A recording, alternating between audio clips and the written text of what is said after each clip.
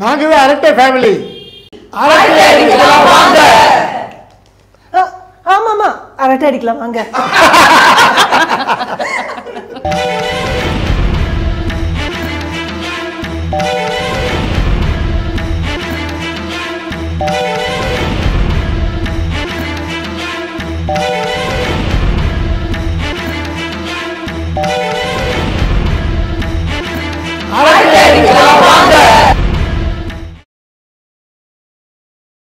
எல்லாருக்கும் நமஸ்காரம்.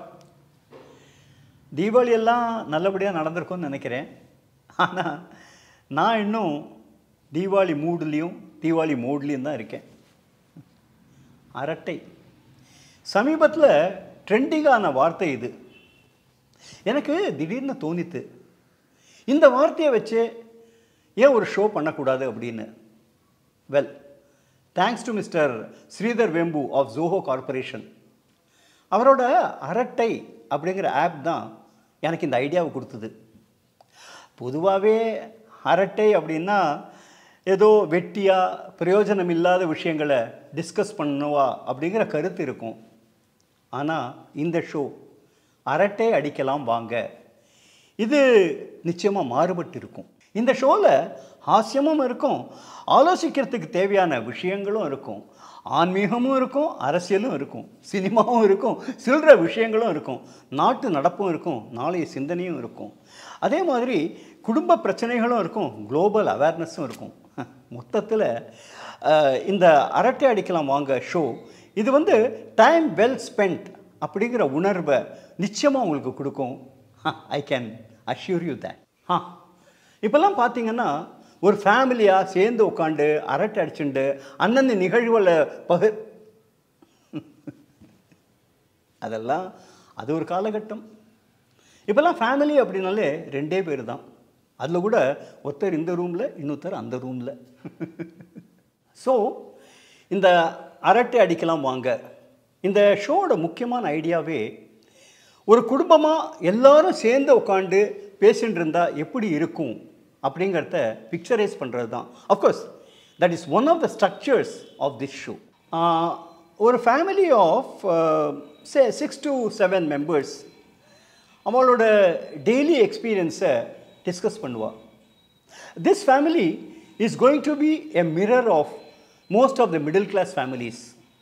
அவள் டிஸ்கஸ் பண்ணுற விஷயங்கள் சிரிப்பை தூண்டினாலும் சிந்திக்கவும் வைக்கும். So sit back, relax and enjoy that conversation. இந்த வருஷம் நம்ம எல்லாரும் சேர்ந்து இருந்து தீபாவளி கொண்டாடுறதுல எனக்கு ரொம்ப சந்தோஷமா இருக்கு. என்ன சொல்றேயா, தீபாவளி அன்னைக்கு போட்டுண்ட அதே சட்டைவா இன்னைக்கும் போட்டு பேர். ஆமா இல்ல, ஏன் பெரியப்பா எனக்கு பிடிச்ச சட்டை நான் போட்டுட்டு இருக்கேன். இல்ல உனக்கு என்ன அப்ஜெக்ஷன் இல்ல? பண்டிகைனாலே ஒரே டென்ஷன் தான்ப்பா. எனக்கு நல்லபடியா பண்டிகை முடிஞ்சதுல டென்ஷன் ரிலீவ் ஆயிடுச்சு. ஆனா எனக்கு என்ன பெரிய டென்ஷனா இருந்தது தெரியுமா? கோர்ட் நமக்கு ஆர்டர் போடுவது, தீபாவளி அன்னைக்கு நீ என்ன பட்டாசு வெடிக்கலாம், எந்த நேரத்துலேருந்து எந்த நேரத்துக்குள்ளே வெடிக்கணும், எங்கே வெடிக்கணும், எப்போ வெடிக்கணும், எப்படி வெடிக்கணும், அதுவும் என்ன மாதிரி கிராக்கர்ஸ் நீ வெடிக்கணும், அது க்ரீன் கலர் கிராக்கர்ஸா, ஒயிட் கலர் கிராக்கர்ஸா, ப்ளூவா, ரெட்டான்னு சோ மெனி ரெஸ்ட்ரிக்ஷன்ஸ். எப்பா அந்த காலத்தில் அப்படிலாம் கிடையாதுப்பா. நாங்கள் தீபாவளி எப்போ வரும்னு காத்துட்டு இருப்போம். எப்போ வேணால் வெடிக்கலாம், எவ்வளோ வேணால் வெடிக்கலாம், ரொம்ப ஜாலியாக இருக்கும். கோர்ட்டு சொல்லியிருக்கா இல்லைன்னு இல்லைக்கா, இந்த மாதிரி சோஷியல் ரெஸ்பான்சிபிலிட்டி இப்போ எல்லாருக்கும் இருக்கு. ஏர் பொல்யூஷன், நாய்ஸ் பொல்யூஷன் அதெல்லாம் வருது. அதனால எதுக்கு வெடிக்கணும்னு நினைக்கிறா? தீபாவளி அன்னைக்கு மட்டும்தான் உங்களுக்கு நாய்ஸ் பொல்யூஷன், ஏர் பொல்யூஷன்லாம் வருது. ஏன் இப்போ India Pakistan cricket match win பண்ணும்போது நம்ம வெடிக்கிறது இல்லையா? அப்போ நாய்ஸ் பொல்யூஷன் இல்லை, அப்போ ஏர் பொல்யூஷன் கிடையாது. வெயிட் ஒரு கட்சி வின் பண்ணா உடனே நம்ம வெடிக்கிறது இல்லை, அப்போ உங்களுக்கு எந்த பொல்யூஷன் வரல. இப்போதான் என்னுடைய சோஷியல் ரெஸ்பான்சிபிலிட்டி கம்மியாகுது. I am sorry. இந்த கான்ட்ரவர்சிலாம் இப்போ வேண்டாம். சாமலா, தீபாவளி அன்னைக்கு ரொம்ப இன்ட்ரெஸ்டா டிவியில பாட்டு வந்து என்னது அது? அக்கா தீபாவளி அன்னைக்கு மட்டுமா பாக்குறா, எல்லா நாளும் பாக்குறா. ஊர்ல இருக்கிற பட்டிமன்றம் ஒவ்வொன்னையும் தேடி தேடி பாத்துட்டு இருக்கா. அண்ட் அன்னைக்கு பட்டிமன்ற டாபிக் என்ன தெரியுமா? எந்த நாய் அதிகமாக குறைக்கும், இல்ல ஆர்டினரி நாயா? கரெக்டானே? அதை விட இன்ட்ரெஸ்டிங்கான இன்னொரு விஷயமும் இன்னொரு டாபிக்கும் சேர்ந்து இருந்தது. எந்த நாய் அதிகமா கடிக்கும்னு சொல்லிட்டு, அல்சேஷனா பாக்ஸரான்னு சொல்லிட்டேன். அதை மிஸ் பண்ணிட்டீங்களே. நேஹா, இந்த வருஷம் உன்னோட தலை தீபாவளி ரொம்ப அழகா நடந்தது. அடுத்த வருஷம் உன்னோட குழந்தைய இந்த வீட்டில் தாழ விடணும். ஆமா நேஹா, ஆல்ரெடி ஒரு வருஷம் ஆயிடுச்சுல. இந்த சட்டைய பத்தி கேட்டப்போ ஏன் சட்டை ஏன் இஷ்டம்னு சொன்னேன். அப்போ குழந்தைய பத்தி கேட்டா நானும் ஏன் உடம்பு ஏன் இஷ்டம் தான் நான் சொல்லுவேன். குழந்தைய பத்தி தீபக்கும் நானும் இப்போதைக்கு பிளான் பண்ணல, பண்றதாவும் இல்ல. தீபக்கும் நானும் பேசாம பெட் பேரண்டிங் மாதிரி ஏதாவது ட்ரை பண்ணலாம் அப்படின்னு இருக்கோம். பெட் பேரண்டிங்கா அப்படின்னா என்னது அது? அதுவா பெட் பேரண்டிங்னா குழந்தை வேண்டாம், ராதர் ஒரு பெட்டை எடுத்து வளர்த்துப்பா. அதுதான் டிங்க்னு சொல்லுவா. இல்ல டிங்க் வார்டுன்னு சொல்லுவா. அதாவது double income, no kids, only a dog. இல்ல டிங்க் வாப். இன்னும் டாகா கேட்டா அவ டிசைட் பண்ணல, பெட்ல தான் இருக்கா. அப்படின்னா கூட இருக்கா? நல்லா இருக்கும்ல, அப்படி ஒரு டாகு கேட்டு இதெல்லாம் இப்படி போயிட்டு இருக்கும்போது குழந்தை வேண்டாம். அதுவும் நம்ம வீட்டுல இந்த காலத்துல இப்படி திங்க் பண்றல, குழந்தை வேண்டாம் நாயை வளர்க்குறேன்னு, இதெல்லாம் நல்லா சரியா வருமா? நாயை வளர்க்கட்டும், வேண்டாம்னு சொல்லல, குழந்தையும் வளருங்கன்னு தான் நாங்க சொல்றோம். அதுக்கு நீ எத்தனை வருஷம் நீ பாட்டி ட்ரைனிங் கொடுக்கணும் தெரியுமா?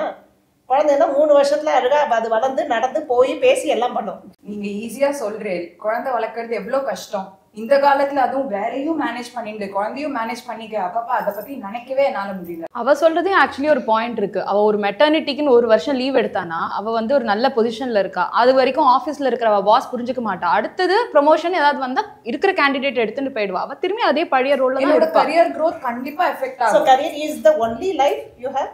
No, but still that is also important. இந்த காலத்துல நாங்களும் நிறைய படிச்சிருக்கோம், நல்லா வேலைக்கு போகணும், நல்லா grow ஆகணும்னு நினைக்கிறோம். இப்போ அதை எதுக்கு நம்ம?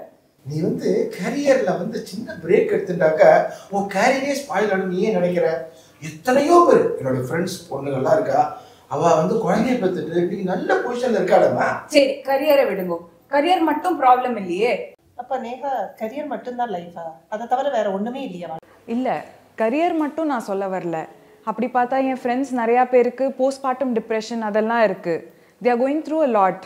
நினச்சி அழறா, திடீர்னு சிரிக்கிறா. I don't want to go through all of that right now. என்னது இது? புது வார்த்தையெல்லாம் இருக்கு. டிப்ரெஷனா? நாங்களும் தான் குழந்தை பெத்துன்னு இருக்கோம். குழந்தை பெத்துக்கிறதுக்கும் இந்த டிப்ரெஷனுக்கும் என்ன கனெக்ஷன் இருக்குன்னே எனக்கு புரியவே மாட்டேங்கிறதுமா.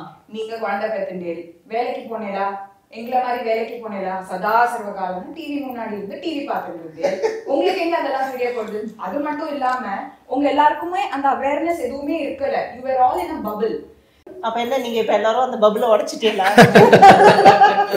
அப்படி சொல்ல வரல, எங்களுக்கு அந்த அவேர்னஸ் இருக்கு அப்படிங்கறத நான் சொல்றேன், அவ்வளவுதான். அந்த காலத்துல காலத்துல குழந்தை பிறந்தா எல்லாரும் சொல்லுவா. ஆனா நீங்க என்னன்னா இப்படி பேசுற? சரிம்மா, நீ ஒன்ன மாதிரியே எல்லாரும் இருந்துட்டா இந்த 50-60 வருஷம் கழிச்சு என்ன ஆகுன்னு யோசிச்சு பாரு. என்ன ஆகும்? சித்தி சித்தப்பா, பெரியப்பா பெரியம்மா, அத்தை மாமா, மருமகள் மருமா, எந்த உறவுமே இருக்காது. அது மட்டும் இல்லை நேஹா, நமக்கு வாழ்க்கையில ஒரு பிடிப்பே இல்லாம ஸ்டார்ட் ஃபீலிங் லோன்லினஸ். நேஹா, இந்த விஷயத்தில் அவள் சொல்கிறத நான் கண்டிப்பாக அக்ரி பண்ணும். நீயாவது அட்லீஸ்ட் தீபக் அவன் லைஃப்பில் நீ லவ் பண்ணினேன். தட் இஸ் அவன் ஒரு கம்பெனியன் உனக்கு வேணும்னு நீ ஆசைப்பட்ட. நான் என் கரியர் தான் இம்பார்ட்டன்ட், ஸ்ட்ராங்காக இருக்கணும், இண்டிபெண்ட்டாக இருக்கணும்னு சொல்லிட்டு கல்யாணமே வேண்டான்னு இந்த காலத்தில் ஒத்த காலில் நின்று சண்டை போட்டிருக்கேன் எல்லாருக்கூடையும். டீப் டவுன் இப்போ உண்மையாக சொல்கிறேன், இவள் எல்லாருக்கும் கூட முன்னாடி கூட நான் சொன்னது கிடையாது. இன்றைக்கி நான் ஒத்துக்கிறேன். I regret my decision. இப்போது எனக்குன்னு ஒரு ஹஸ்பண்ட், எனக்குன்னு ஒரு குழந்தை இருக்கணும்னு நான் ஆசைப்பட்டிருக்கேன். விடுங்கப்பா, அந்த மிஸ்டேக் நீ பண்ணக்கூடாதுன்றதுக்காக தான் நேஹா சொல்கிறேன்.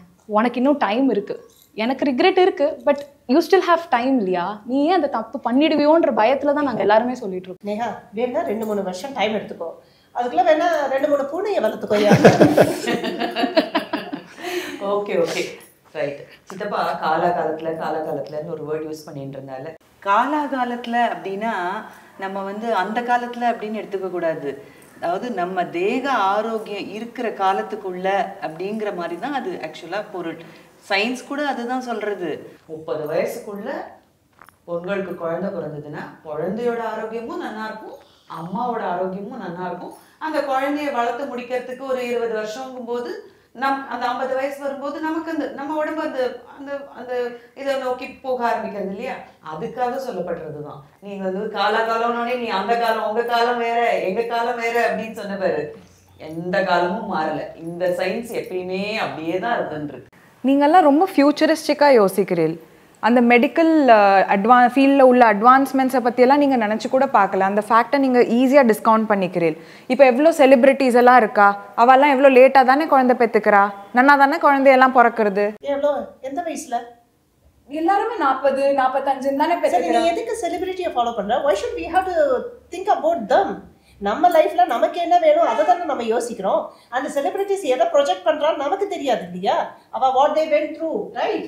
அவ சொல்ற மாதிரி ப்ராப்ளம்ஸ் அவ வந்து ஃபேஸ் பண்ணிட்டா நமக்கு தெரியாது. உனக்கு நல்லா இருக்கும்போது நீ எதுக்கு செலிபிரிட்டிஸை ஃபாலோ பண்ற? அக்கபக்கத்துல இருக்கிறவங்கள ஃபாலோ பண்ணலாம் இல்லையா? குட் திங்ஸ் மட்டும் தான் ப்ரொஜெக்ட் பண்ணுவா. அதை பார்த்துட்டு எல்லாரும் கேரி ஆன் பண்ணிட்டு இருக்கேன். But there are lot of other things. நிறைய சேலஞ்சஸ் அவளும் கோ த்ரூ பண்றா. அதெல்லாம் என்ன நியூஸ்ல போடுறாளா என்ன? ஒருத்தரோட லைஃப் இன்சைட் அவுட் ஒருத்தருக்கு தெரியுமா? தெரியாது. ஸோ ஏதோ பாக்குறத வச்சுட்டு இதுதான் பெஸ்ட்னு நினைச்சு எப்படி டிசைட் பண்ண முடியும்? எதுக்கு நம்ம வாழ்க்கைய வாழணும்?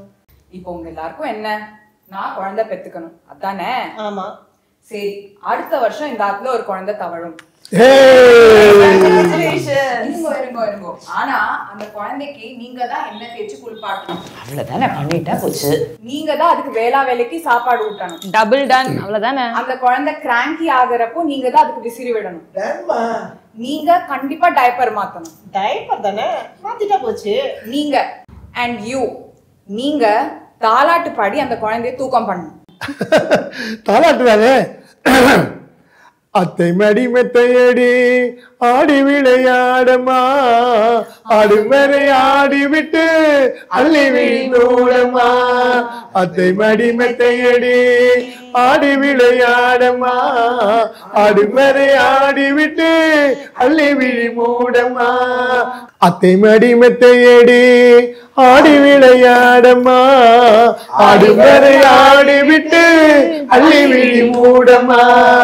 அத்தை மடி மெத்தையடி, அத்தை மடி மெத்தையடி. பார்த்தீங்க இல்லையா? ரொம்ப எப்படி லைவ்லியாக சிரித்து பேசி அரட்டை அடிச்சுருந்தாங்க. ஆனால் underlying matter, the core issue was about ப்ராஜனி, அதாவது ஜன அபிவிருத்தி.